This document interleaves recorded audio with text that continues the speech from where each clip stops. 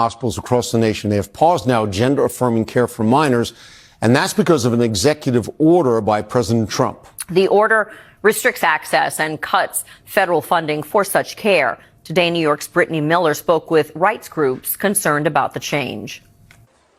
Getting gender-affirming care in New York may have just gotten a little harder for young people. We have gotten messages from dozens of trans patients at both NYU Langone and Mount Sinai to say that their appointments for gender-affirming care have been canceled. Councilmember Tiffany Caban represents the 22nd District and is the co-chair of the LGBTQIA+ caucus. She issued a press release on this Sunday saying medical providers are being intimidated by President Donald Trump. Don't obey in advance. You took an oath to do no harm, and denying access to gender-affirming care is the definition of doing harm. Pointing to an executive order signed by President Trump just last week, it targets gender-affirming care for transgender people under 19, saying the U.S. government, quote, will not fund or support the so-called transition of a child from one sex to another, end quote, using words like mutilation, maiming, and sterilizing. What they're saying with these executive orders is they don't just want to take our rights away, they want to eradicate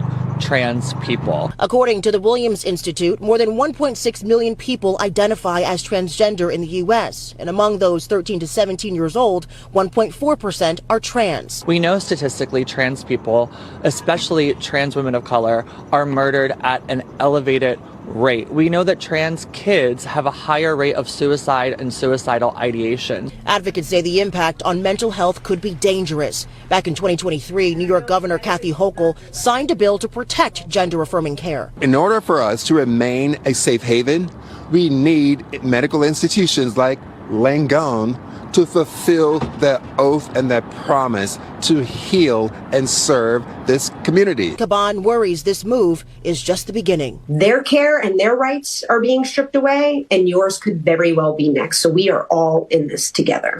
In Kids Bay, Brittany Miller, Today.